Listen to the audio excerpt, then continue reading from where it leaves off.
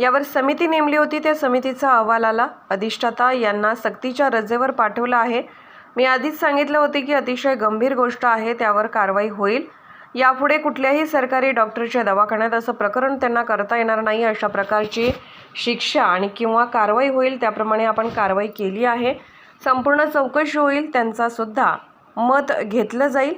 त्यांना योग्य प्रकारे धडा शिकवल्याशिवाय आम्ही शांत राहणार नाही। अधिष्ठाता यांना सक्तीच्या रजेवर पाठवलं आहे आणि दोघांना निलंबित केलं आहे। 26 तारखेला ही घटना मला कळाली।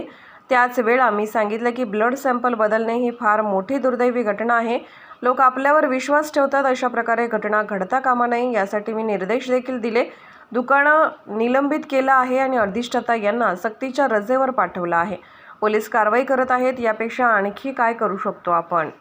कालच आपण याच्याबद्दल समिती नेमली होती। समितीचा अहवाल आला, त्याप्रमाणे आपण तावडे आणि हळणोर यांना आपण निलंबित केलेलं आहे आणि अधिष्ठाता जे आहेत पुण्याचे त्यांचा सक्तीच्या रजेवर पाठवण्यात आलेला आहे आणि तिथला जो खालचा जो शिपाई आहे त्यालाही आपण निलंबित केलेला आहे आणि याची सक्ती सत्व कारवाई करू।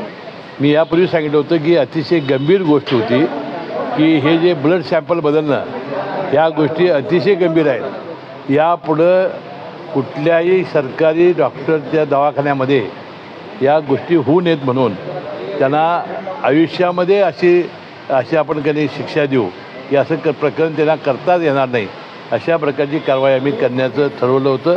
त्याप्रमाणे आज आमची समिती गेली, त्यांनी ते योग्य ते अहवाल दिला, त्याप्रमाणे आपण कारवाई ही केलेली आहे। जोपर्यंत त्याची चौकशी होणार नाही, पूर्णपणानं त्यांचंही मत घेतलं जाणार नाही, असं बडतर्फ शासनामध्ये केलं जात नाही। परंतु पहिली आपण केलेली आहे, त्यांना योग्य तो धडा शिकवल्याशिवाय आम्ही राहणार नाही।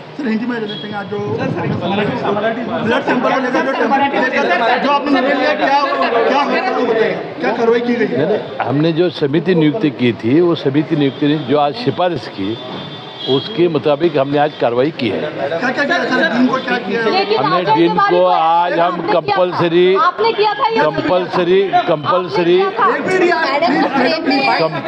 हमने उसको लीव पर भेजा है और 2 को सस्पेंड किया है। घटना घडून 10 दिवसांचा अधिक कालावधी झाला, राज्य सरकारने कारवाई करण्यासाठी कुठेतरी वेळ केला असं वाटतं का